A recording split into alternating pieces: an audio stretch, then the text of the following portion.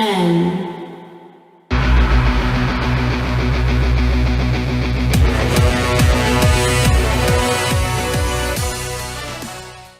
Salut à tous, c'est Sully Perfect10, j'espère que vous allez bien.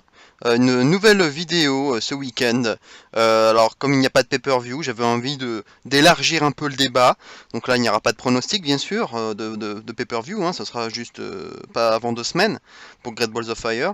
Donc je voulais profiter un peu de ce creux, hein, si on peut dire, de ce petit creux et de cet intervalle et des événements récents pour vous faire un petit point un peu coup de gueule, j'ai envie de dire, sur des choses quand même qui deviennent récurrentes et qui commencent à durer malheureusement du côté de la WWE, à savoir le manque cruel de booking satisfaisant à la WWE.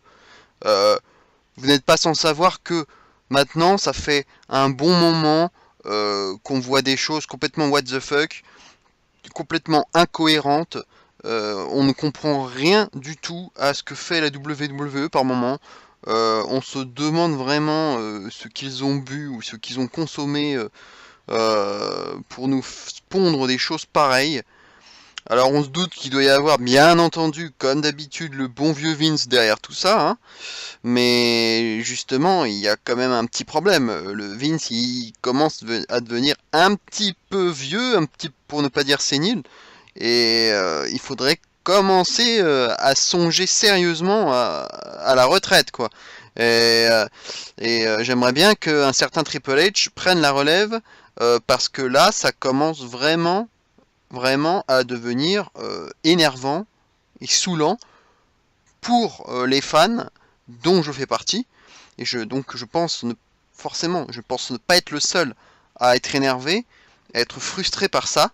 Donc je voulais vous faire un débat, on va dire, une petite chronique sur les bookings à la WWE, la grande crise, car pour moi la crise est là, elle est bien là. Alors j'ai beaucoup de cas de figure, j'ai beaucoup d'arguments. Voilà, il y a beaucoup de cas de figure, hein. On va commencer par exemple par les filles d'Euro. Il suffit de regarder ce qui se passe depuis quelques temps, et il suffit de regarder même le dernier SmackDown. Qu'est-ce qu'on voit dans le dernier SmackDown? On voit un combat entre Nia Jax et Sasha Banks. Une minute ou deux plus tard, même pas. Enfin, on voit, ça n'a même pas duré. Quelques secondes plus tard, on voit Emma qui arrive par derrière, qui s'en prend à Alexa Bliss qui était au commentaire. Alexa Bliss commence à s'enfuir. Course-poursuite avec Emma. Les deux arrivent sur le ring. Baston général. Après on voit Mickie James et Dana Brooke qui arrivent. Là on voit quasiment toutes les filles. Il en manquait plus qu'une, c'est Bayley, bien entendu. Elle se pointe. Bagarre générale. Les heels passent à l'extérieur et on finit avec les 4 face sur le ring. Voilà ce à quoi ressemble le roster féminin actuellement du côté d'Euro. Vous pouvez m'expliquer ce qu'il y a en ce moment là? On fait quoi là? Il n'y a aucun booking, il n'y a aucune storyline, c'est le bordel général. On ne sait pas quoi faire de ces nanas. Mais on se croirait revenu à l'ère pré-révolution, hein, cette fameuse révolution des divas, hein, qu'on nous avait promise. On retombe même dans l'ère pré-révolution, et là on retombe en plein dans les divas. Je suis désolé, je n'arrive même plus à considérer ces filles comme des superstars, hein. C'est ce qu'on nous avait dit pourtant, hein, qu'il fallait les appeler superstars, mais ce ne sont plus des superstars là, ce sont à nouveau des divas. Surtout qu'il y a Total Diva à côté qui continue, hein. Ce show existe toujours et avec des filles du roster. Et en plus ça va être complété, apparemment il va y avoir Nia Jax et même Dana Brooke je crois. Donc ce sont des divas, ce ne sont pas des superstars. Elles sont clairement pas traitées de la même façon que les mecs. Et ça il faut le dire. Voilà, c'est le bordel général. Donc il n'y a rien, on ne sait pas quoi faire. Quelles sont les storylines actuellement? Qui est en feud avec Alexa Bliss? On n'en sait rien. Bayley, elle est sortie de la course.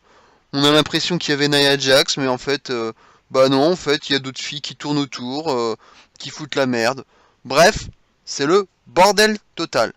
Voilà déjà un premier coup de gueule au niveau des filles de Raw. Parce que là, il y en a vraiment ras-le-bol. Un autre point, euh, c'est quand même quelque chose dont on parle depuis longtemps. Je vous en ai déjà parlé à la fin de l'année dernière. Brock Lesnar, champion part-timer. Est-ce que c'est quelque chose d'envisageable et de concevable? Non! Un champion part-timer, pour moi déjà, ces deux mots-là sont antinomiques. Tu ne peux pas avoir un champion part-timer, champion universel, champion WWE ou même intercontinental ou US, peu importe, même équipe. Champion part-timer, non! Un grand non! Et on voit le bordel que ça fait. Lesnar, il est là une fois tous les 2 mois. Il nous fait un match par an, 2 matchs par an. Et là, à nouveau, enfin, son prochain match, c'est Great Balls of Fire, qui a lieu le 9 juillet. Son dernier combat, c'était contre Goldberg à WrestleMania. C'était début avril. Donc vous faites le calcul, ça fait 3 mois. 3 mois avant de relutter. Est-ce que vous trouvez ça normal qu'un champion universel défende sa ceinture au bout de 3 mois? Si ça vous plaît, franchement, bah, je peux rien faire pour vous. Rien. Tout est dit. Tout est dit. Alors maintenant on essaye de trouver des subterfuges, des machins. Ah ben voilà, ben tiens, on va mettre Joe hein, comme champion, enfin comme rival de transition, hein, en attendant peut-être Reigns, en attendant peut-être Strowman. Voilà, on en est arrivé là, c'est de trouver des rivalités de transition. Est-ce que c'est bien ça? Est-ce que c'est bien? Je suis désolé, mais pour moi c'est de la merde. On peut pas faire ça. Il nous faut des champions combatifs qui défendent leur titre à chaque pay-per-view. Chaque pay-per-view. Donc ça veut dire une fois ou 2 par mois. Ça dépend ensuite du rythme des pay-per-view. D'ailleurs, on va en reparler en fin de vidéo. Mais au moins un champion qui défend sa ceinture au moins une fois par mois. Régulièrement. Voire en weekly de temps en temps. Voire en weekly de temps en temps. Parce que c'est quelque chose aussi qui pourrait être intéressant de temps en temps de faire défendre le titre par le champion. Mais le problème c'est que c'est ça aussi avec Lesnar. Avec Lesnar, on ne peut même pas avoir sa putain de présence en weekly. Il n'est là que en pay-per-view et en plus pas tous les pay-per-view. Alors imaginez le bordel. Pour nous faire des main events. Donc là, dernièrement, c'était Extreme Rules, c'était un Fatal 5-Way. L'autre fois, c'était on nous a mis on nous a sorti l'histoire du House of Horrors match. On nous a basculé ça du côté d'Euro. Enfin, on n'arrive pas à s'en sortir. C'est le bordel. Donc voilà encore un autre point que je voulais souligner. Alors un autre point que j'avais évoqué déjà dans une petite vidéo hein, récente, c'était le booking de Bray Wyatt. C'est le symbole. Il est représentatif, complètement représentatif de ce booking pourri qu'on nous inflige, pardon, à la WWE. On ne sait pas quoi faire de lui. On ne sait pas quoi en faire. Le gars, il nous fait des super promos. Il est dans son monde. On l'écoute. À chaque fois qu'il parle, on est suspendu à ses lèvres. Il y a une présence, il y a un charisme. Il n'y a pas de souci là-dessus. Mais après, qu'est-ce qui se passe? Rien. Sur le ring, c'est jamais à la hauteur de ses paroles. Il se fait à chaque fois niquer à la fin. Il perd toutes ses feuds. Alors comment tu veux le prendre au sérieux après? Et là, qu'est-ce qu'il est? Il nous fait quoi en ce moment? Il nous fait une rivalité avec Rollins. On ne sait pas d'où elle sort. C'est ça le problème. Ils ont fait partie des adversaires du Fatal 5-Way, mais pourquoi 24 heures après, je crois, c'était 24 heures après, pourquoi est-ce que c'est lui en particulier, Rollins? Pourquoi? Parce que c'était par élimination. Voilà, c'est ça en fait. C'était par élimination par rapport aux adversaires qui restaient. Pourquoi ne pas être resté sur Finn Balor? Puisqu'il nous avait vendu une feud avec lui. Ça fait déjà plusieurs semaines. Qui disait oui, je te suis Balor, je te suis. Mais au final, il n'y a jamais rien eu. Ça aurait pu être l'occasion de revoir le Demon King, qu'on ne revoit plus d'ailleurs. Hein. J'ai l'impression qu'ils ont complètement délaissé cette gimmick. Je comprends pas. Le voir en body painting dans les pay-per-view, ça aurait été super chouette. Et puis avec Wyatt en plus, ces deux mondes l'un face à l'autre, ça aurait pas été bon ça. Ça aurait pas été bon. Ça aurait été super. Ils auraient pu faire quelque chose avec ça, putain. Et on passe à autre chose. Alors là maintenant c'est Rollins. Pourquoi? Parce que c'est le gars qui est sur la jaquette de 2K18. Alors maintenant il nous tourne un truc autour de ça.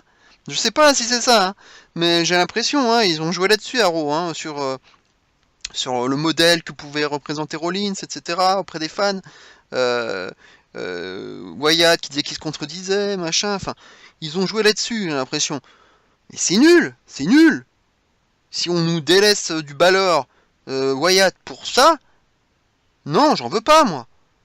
Alors le match peut pas être dégueulasse, hein, il peut être pas mal, hein, si c'est ça qu'on nous, si c'est ce à quoi on s'attendra à Gold Balls of Fire, si c'est un match entre les deux, moi je dis pas que ça pourrait, que ça serait mauvais, hein, mais c'est surtout le booking du match, les arguments, le pourquoi du comment, la base quoi, le point de départ, c'est ça que je reproche. Et au final, il va se passer quoi avec Wyatt? Il va encore se faire baiser. C'est ça? Rollins va gagner encore? Donc voilà encore le symbole que représente Wyatt, pardon, le symbole des bookings à la con de la WWE. Autre cas de figure, j'en parlais justement, c'est Finn Balor. Le gars, il est le tout premier champion universel de l'histoire, après le Brand Split. Donc c'était à SummerSlam, hein, contre Seth Rollins. Hein. C'était il y a bientôt un an. Le gars, malheureusement, il s'est blessé. Donc il a été obligé de rendre sa ceinture. Il revient plusieurs mois après. Donc il est revenu là cette année. Et maintenant, qu'est-ce qu'il nous fait? Là, il démarre une feud avec Elias Samson. Oui, j'ai bien dit Elias Samson. Youhou! Elias Samson, les gars! Mais quel gâchis, quoi! Quel gâchis! C'est ce que je disais juste avant. T'avais du Wyatt. C'était tranquille, là. C'était la voie royale. C'était ouvert. Tu pouvais faire les deux, là. Et tu nous fous Elias Samson. Non! Mais putain, bordel! Non! À ce moment-là, tu pouvais laisser... Allez, tu pouvais mettre Ambrose. À la limite, tu cassais la feud déjà, le Miz contre Ambrose, qui avait déjà bien duré. Tu pouvais déjà casser cette feud et passer à autre chose pour le Miz. Et tu mettais Ambrose, hop, sur Samson. Puis ça avait déjà commencé. Et voilà, ça te faisait une bonne petite première feud pour Samson, très bien. Mais alors, merde, quoi. Le gars, c'est un champion universel. Enfin, un ancien champion universel qui a toujours d'ailleurs son rematch. Hein, il attend toujours son rematch. Et il ne l'a pas. Donc, le gars, il est même pas en mini-event, là. On l'a foutu dans le Fight High 5, ouais, mais bon, voilà. C'était juste pour faire le nombre, en fait. Il a juste servi de bouche-trou. Voilà où il en est, maintenant. Donc, tu fais quoi de Balor? Là aussi, j'ai un peu peur de son utilisation. C'est un gars de NXT. Alors d'ailleurs, je vais en parler de l'NXT, mais il y a beaucoup de gens de la NXT, on sait pas quoi en faire. Et à chaque fois, c'est toujours le même problème. Une fois qu'ils arrivent dans le main roster, on sait pas quoi en faire. Et ils sont utilisés comme de la merde. Donc attention à Balor. J'attends de voir ce qui va se passer avec lui. Est-ce qu'il va revenir avec le Balor Club? Rejoindre le Anderson et Gallows? Je ne sais pas, mais en tout cas, il va falloir faire quelque chose pour Balor. Peut-être un heel turn, j'en sais rien, mais là, pour l'instant, il y a un problème avec lui. Il y a un problème. Donc là encore, l'utilisation de Balor, elle est déplorable. Roman Reigns. Alors un autre cas de figure, Roman Reigns. Le gars il arrive, là dans le dernier Raw, il s'autoproclame number one contender pour le titre universel à SummerSlam. Ok mec! Mais de quel droit? De quel droit? Le gars il arrive, il se pointe. Ouais, je suis le number one contender à SummerSlam. Ok, le gars, et il est depuis quand il est general manager depuis quand, Roman Reigns? Hein?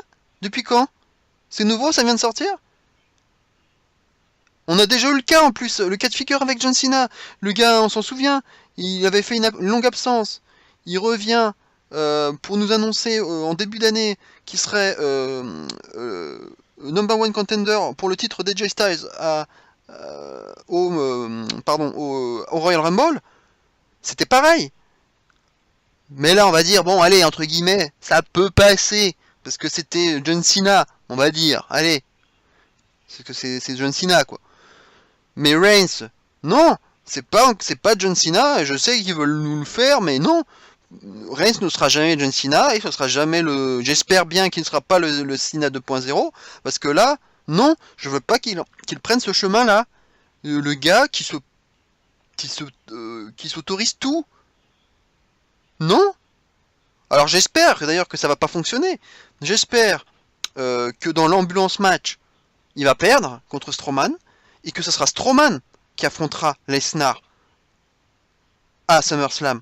Parce que non, Reigns ne peut pas arriver comme ça avec ses gros sabots et nous annoncer ça et nous troller ça. Et d'ailleurs il l'a un peu dit. Il a dit oui, je sais que ça va plaire à certains et ça ne plaira pas à d'autres. Voilà. Mais j'ai l'impression qu'on s'en va vers ça, vers un Reigns plutôt troll, tweener. Il va s'amuser un peu avec les fans, et il va s'amuser aussi surtout avec ses détracteurs. Voilà, dans un rôle un peu tweener, limite heel. Voilà. Mais, mais pas en faisant ça, pas en s'autoproclamant number one contender. Ce sera Kurt Angle qui prendra la décision, pas toi, quoi. Ferme-la.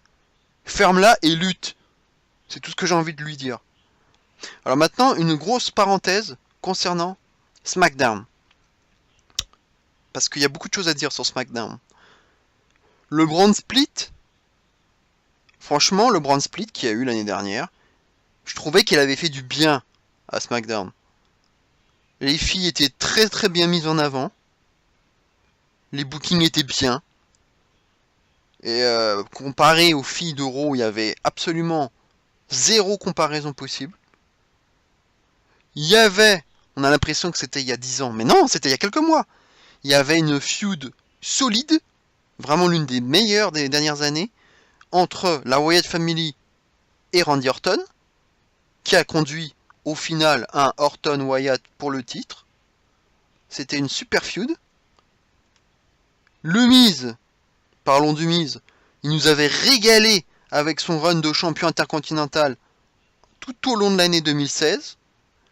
On avait un AJ Styles qui nous sortait des matchs 4 étoiles régulièrement et qui avait largement contribué à redresser le show bleu l'année dernière. C'était vraiment the man that runs the place. Et SmackDown, c'était vraiment the house that AJ Styles built. C'était vraiment ça. Mais aujourd'hui, qu'est-ce qu'on a? La mise en avant du show des opportunités. Alors avec ça, on a quoi? Le show des opportunités. On a Mojo Rawley qui gagne le dernier Andre the Giant Memorial Battle Royal. Jinder Mahal, champion de la WWE. On sait pourquoi, hein? Voilà, pour se rapprocher du marché indien, on le savait. Et dernièrement, Lana qui débarque et qui dispute d'entrée de jeu un match de championnat pour le titre féminin en pay-per-view Money in the Bank, alors qu'elle n'a jamais catché solo devant les caméras. Moi je veux bien, hein, mais ça a tout de même aucun sens. Hein. Ça rejoint ce que je disais sur Reigns. Hein. De quel droit des lutteurs se pointent et réclament des matchs de championnat qui n'ont même pas mérité sur le ring? Alors c'est ça le show des opportunités? Désolé, mais pour moi ça s'appelle plutôt le show des raccourcis, oui. Le show des raccourcis. Alors après, faut pas venir se plaindre d'avoir un match pourri de 7 minutes comme on a pu voir entre Lana et Naomi au Money in the Bank. Hein. Voilà, hein, après ce qu'on a. Et pareil pour Orton Mahal. Les matchs sont chiants à mourir. Mais faut pas se plaindre. Faut pas se plaindre après. Donc le Money in the Bank, parlons-en justement. Parce que ça fait beaucoup parler ce Money in the Bank. On a le match historique. Historique. Premier Money in the Bank féminin de l'histoire. Et comment il se finit? Comment il se finit? Un homme récupère la mallette. Et vient gâcher le match. Et la dépose dans les bras de Carmella. Donc, en fait, première gagnante de l'histoire du Money in the Bank féminin, James Ellsworth. Super, hein? Wouh! Non mais, on marche sur la tête, quoi. On marche sur la tête. C'est pas possible. C'est du troll. Du troll puissance 1000. Alors justement, on nous annonce mardi un replay, un rematch du Money in the Bank féminin, ainsi que du Women's Championship entre Lana et Naomi. Donc 2 combats qui avaient lieu dans le pay-per-view de la semaine dernière. N'est-ce pas un aveu de faiblesse quelque part? De se dire, ouais, on a merdé, le match était pourri, les 2 matchs étaient pourris, notamment la fin du Money in the Bank féminin, parce que le match en soi, il était pas si dégueulasse que ça. Je pense qu'avec 5 minutes de plus, et sans la fin qu'on a eue, ça aurait pu être un Money in the Bank très correct pour les femmes. Mais le match féminin, la Naomi, hein, j'appelle ça la Naomi, c'était aussi très très faible. Alors, est-ce que c'est pas une façon de se dire, allez hop, ok, on a merdé là-dessus, hop, allez, on prend la feuille de papier, on la fout en boule, on la fout dans la corbeille, et hop, on passe à autre chose et on réécrit l'histoire. Je sais pas, hein. Alors après, j'attends de voir ce qu'ils vont nous faire, parce que le coup d'Ellsworth, je me demande si du coup tout ça n'est pas un long montage, une longue storyline pour nous amener à ce vers quoi ils veulent nous emmener mardi. Le fait qu'ils aient conclu le match féminin comme ça, que les filles se soient plaintes, et que ce soit plein, oui, et que derrière on ait donc ce rematch, que Carmella soit destituée, et qu'on ait un autre match derrière féminin. Est-ce que c'est pas non plus un moyen d'avoir une nouvelle championne? Money in the Bank, si Money in the Bank surtout a lieu en premier, une nouvelle fille qui donc détient la manette. Derrière, la Naomi. Et peut-être du coup Lana qui prendrait le titre par surprise. Et derrière, un cash et une nouvelle championne. C'est peut-être que c'est pour complètement rebattre les cartes du côté des femmes à SmackDown. Je ne sais pas, hein, où on veut en venir. Mais en tout cas, le problème initial, c'était surtout ce Money in the Bank féminin. C'était pas possible que ce soit gâché par un homme. C'est pas possible. Enfin, même hors kayfabe, enfin, je suis une femme, je suis une lutteuse, je suis une participante à ce match. Je fais partie de l'histoire en quelque sorte. Mais je serais dégoûté, je serais vert qu'un match se finisse comme ça. Je serais vert. Je les comprends, toutes ces filles. Donc en fait, quand on les voit réagir dans le dernier SmackDown et se plaindre auprès de Daniel Bryan, en fait, je peux pas m'empêcher de dire qu'il y a un fond de vérité derrière tout ça. Donc, je sais pas ce qu'ils nous réserve mardi, j'ai hâte de voir ça, mais en tout cas, pour moi, ils ont grave merdé. Alors, on passe à autre chose. Les Usos qui se cassent et provoquent un count-out, alors que le match était bon. Le match était bon contre New Day.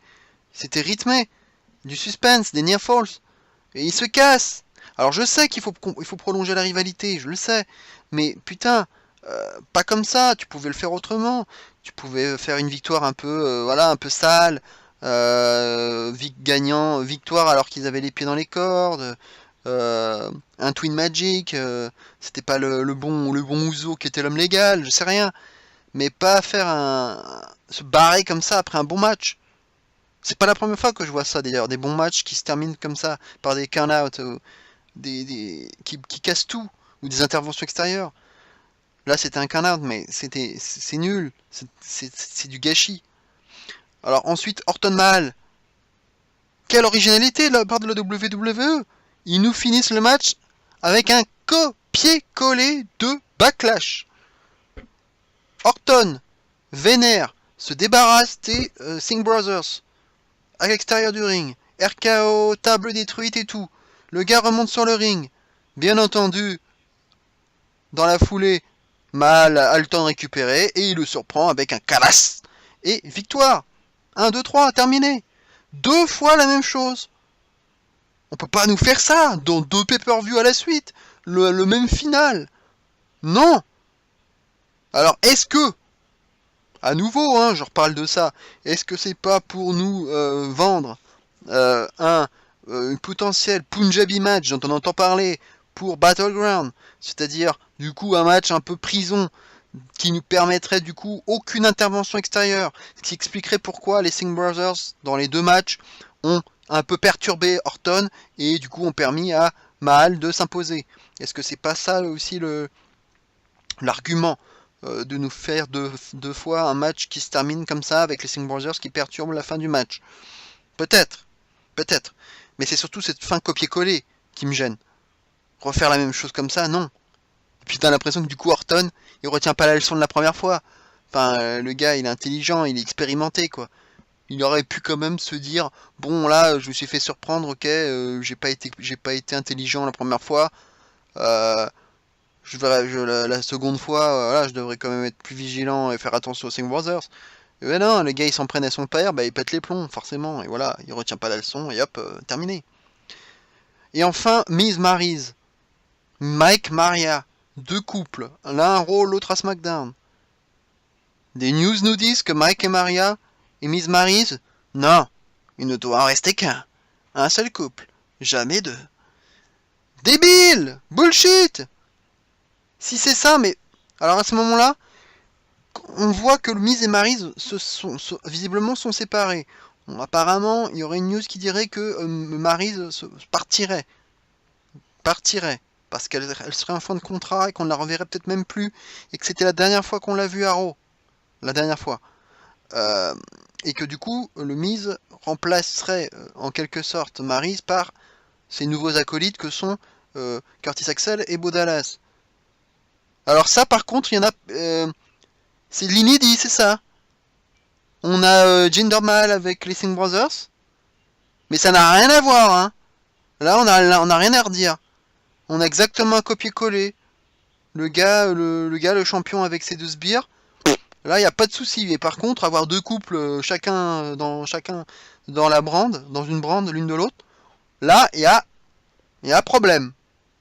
Ok! On reste comme ça. La pertinence, la cohérence, c'est la WWE. Ok. Alors pour en revenir à SmackDown, mais il y a un nombre incalculable de catcheurs inutilisés dont on ne sait pas quoi faire. C'est le placard de la WWE. Teddy Dillinger. Où est-il? À part tourner des pubs pour Sonic, là, les boissons glacées, comme on a pu voir dernièrement avec Sami Zayn. Il sert à quoi? On ne sait pas. Eric Rowan. Que dalle. Luke Harper. Oh, il a fait un retour là. Il a fait le main event. Il a fait le main event là contre Jinder Mahal. Youhou. On sait pas quoi faire de lui, mais c'est pas grave. The Ascension, qu'ils ont ressorti de la naphtaline aussi là contre Breezango à Money in the Bank. On sait pas quoi en faire. American Alpha. Youhou. Ils avaient disparu de la circulation.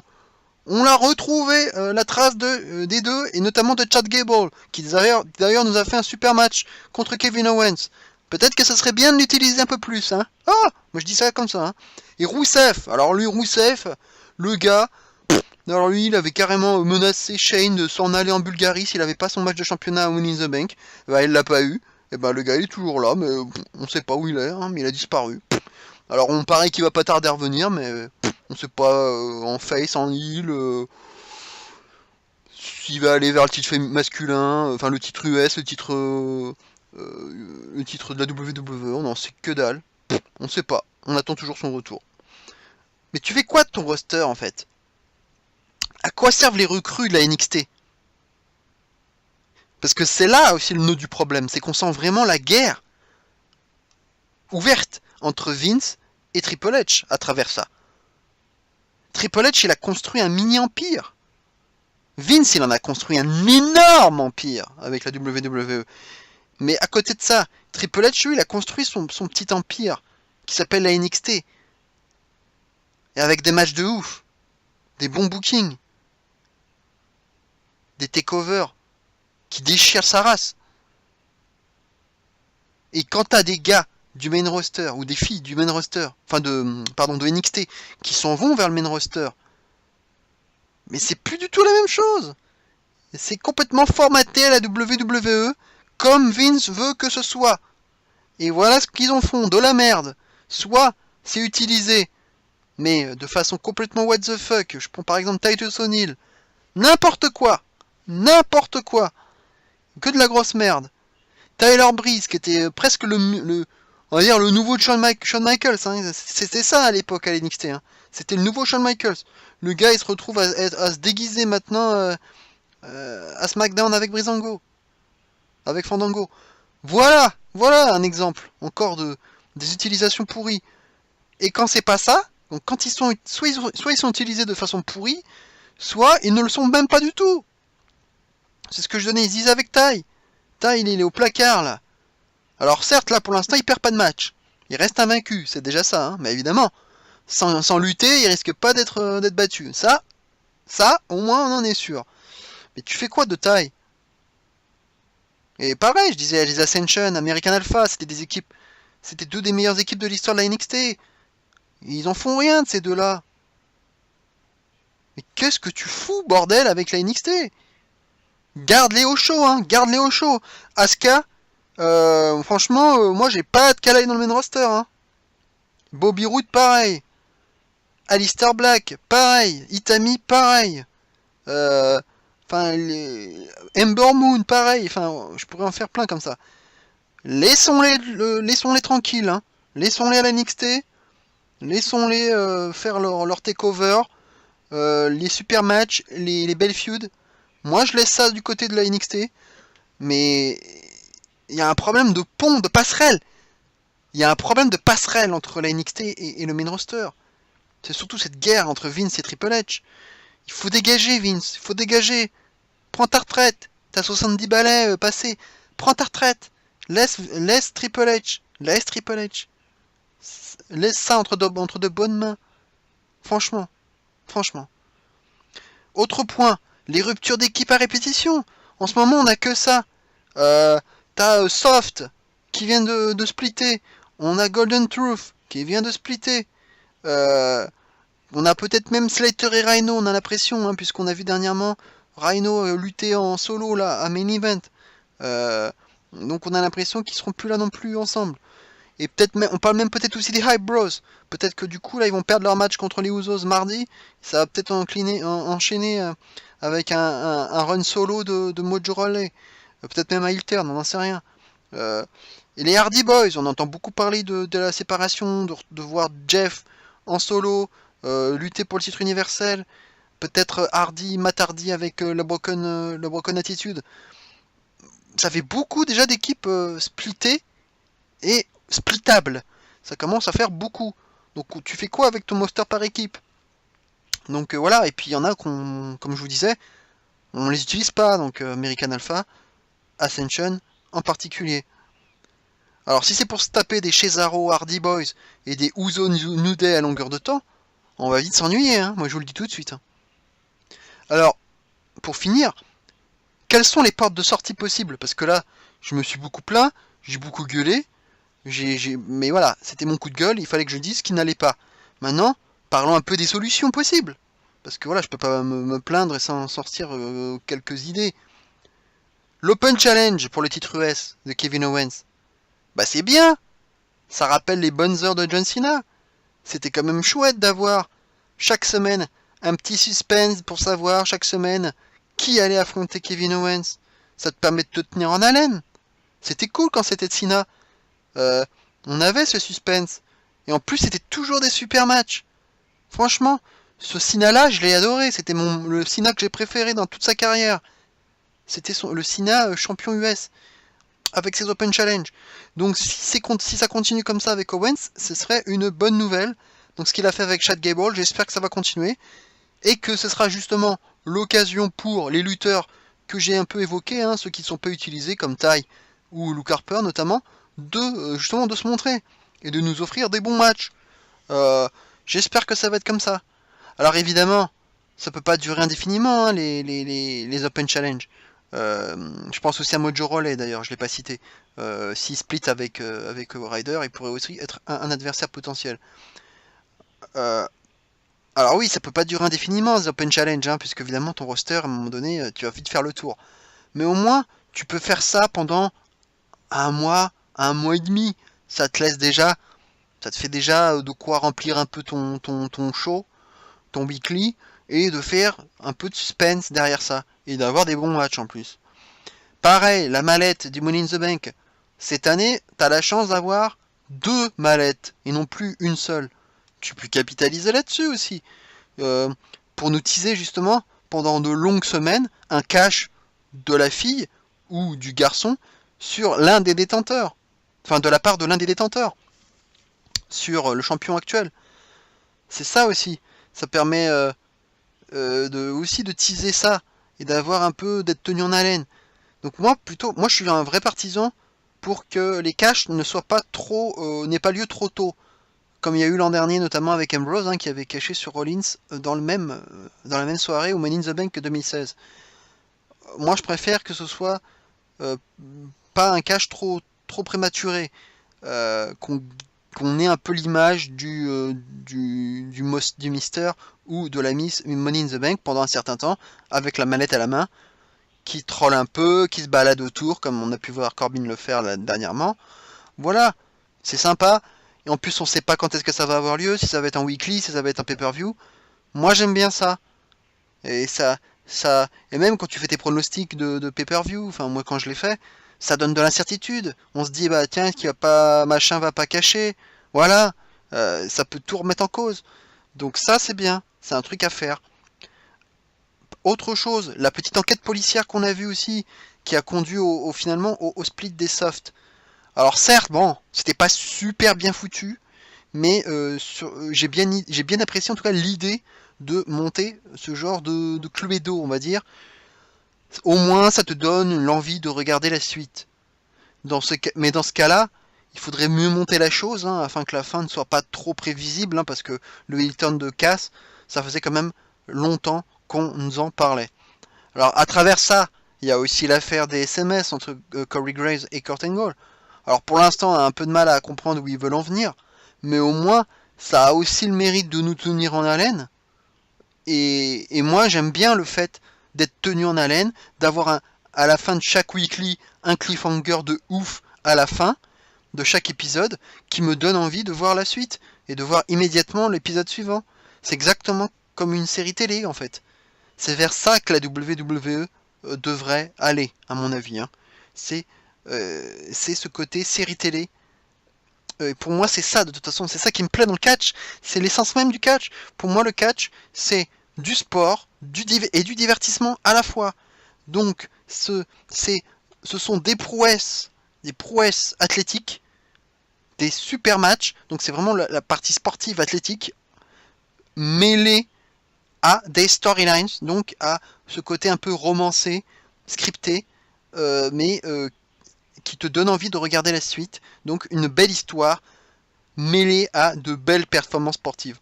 Pour moi, c'est ça le catch, et c'est ce vers quoi doit tendre la WWE.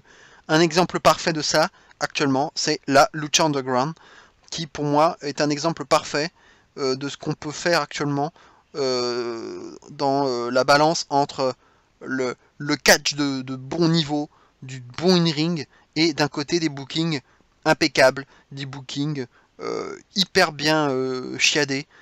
Pour moi, c'est l'exemple même de ce que doit être le catch et la WWE en particulier. Alors bien sûr aussi, il faut ne pas mettre sur le bas-côté donc des lutteurs qui pourraient t'apporter quelque chose, comme je disais tout à l'heure. Il y a forcément des choses à faire pour chacun d'entre eux.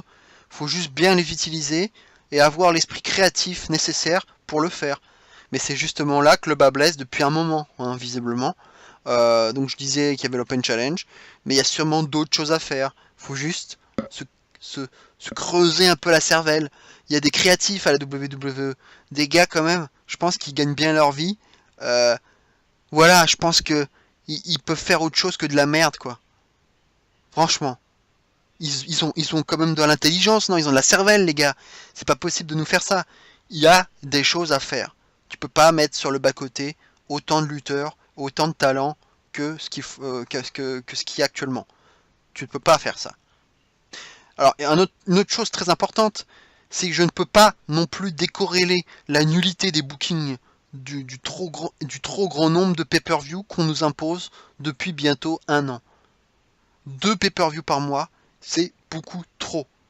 On n'a pas le temps de construire des rivalités qui tiennent la route avec autant de pay-per-view. Tu peux maintenir ton Big Four, bien sûr, et sur les 8 mois qui restent dans l'année, faire un pay-per-view par mois, comme ce qu'il y avait avant. Ce qui fait, le calcul est vite fait, 8 pay-per-view avec un par mois, ça fait donc 4 pay-per-view par brand. Ce qui est tout à fait honnête et permet de plus avoir le temps de s'installer dans les storylines et dans leur développement. Voilà. 8 pay-per-view, 4 par brand, 4 pay-per-view Big Four, donc 4 pay-per-view multi-brand, et voilà, ça te fait ton année. Et je parle pas des takeovers. Ça, les takeovers, tu les maintiens là où ils sont. Mais là, ça te fait une belle année de pay-per-view. Avec des weekly mieux bookés, tu laisses le temps aux storylines de se développer, et tu sais que dans un mois, t'auras ton pay-per-view, t'auras tes matchs qui seront bien bookés, bien racontés, et là, tu kiffes ta race. Tu kiffes ta race. Donc ça, je suis sûr qu'on peut le faire. Le brand split, c'était pas forcément une mauvaise idée. Je pense que c'était pas mal. Faut juste bien le faire. Et t'as pas besoin de nous abreuver de pay-per-view. Tu peux juste faire un pay-per-view par mois, mais juste bien utiliser ton roster, bien construire tes storylines. Et une fois par mois, t'as ton rendez-vous, tu te poses devant ton ordi ou ton écran, et tu kiffes la vibe. Et t'as pas à te dire, oh putain, il y a déjà le pay-per-view dans 15 jours, je suis même pas dedans. C'est ça le truc, c'est qu'on n'arrive même pas à se mettre dedans. On est dans un pay-per-view, on pense déjà au suivant, il y a déjà des matchs qui sont bookés. Donc on n'en sort pas, enfin. On est dans Balls of Fire qui va arriver, mais on sait déjà que dans Battleground, il y a déjà 2-3 choses qui peuvent arriver. Enfin, on a déjà un pay-per-view d'avance à chaque fois, donc on s'y retrouve plus. On ne s'y retrouve plus. Et dernière chose, il y a bien entendu un fléau, un grand fléau qui ne peut pas ne pas être évoqué. C'est tout simplement Internet et les réseaux sociaux. On vit dans un monde maintenant où tout le monde est capable désormais de lire les spoilers, les scénarios qui risquent d'arriver, etc. Les forums, les sites spécialisés dans le catch. Je parle même pas des sites de paris sur les pay-per-view, les pay-per-view de catch, qui aiguillent aussi pas mal sur ce qui pourrait arriver. Même s'ils n'ont pas toujours raison, hein, et heureusement d'ailleurs. Mais tout ça contribue forcément au désintérêt qu'on peut tous avoir, les uns et les autres. Alors que faire? Faudrait-il déconnecter de tout ça? Peut-on, en tant que fan de catch comme moi, se passer des sites de news sur le catch, des rumeurs et tout, se déconnecter de tout ce qui entoure le monde du catch, et seulement se contenter, de regarder les shows, et rien que les shows? Alors à vrai dire, moi j'ai fonctionné comme ça la grande majorité du temps, hein, depuis que je suis le catch. Puisqu'à la fin des années 80, forcément, il n'y avait pas encore Internet. Et quand Canal+ a arrêté de diffuser du catch vers le milieu fin des années 90, je n'avais pas encore Internet à disposition pour m'informer. Donc je me suis mis aux news, aux rumeurs, aux potentiels spoilers, il y a seulement 4-5 ans en réalité. À partir de là, je savais très bien que je m'exposais au risque de ne plus être aussi surpris qu'avant. Alors du coup, la question est légitime. La solution viendrait-elle de là? À savoir, ne plus lire aucune news et se contenter de regarder les shows afin de se réserver un peu de surprise? Je pense que la question mérite qu'on se la pose, hein. Mais après, je me demande combien de gens, de fans de catch, seraient capables de s'imposer un tel régime. Tout est une question de volonté après, hein.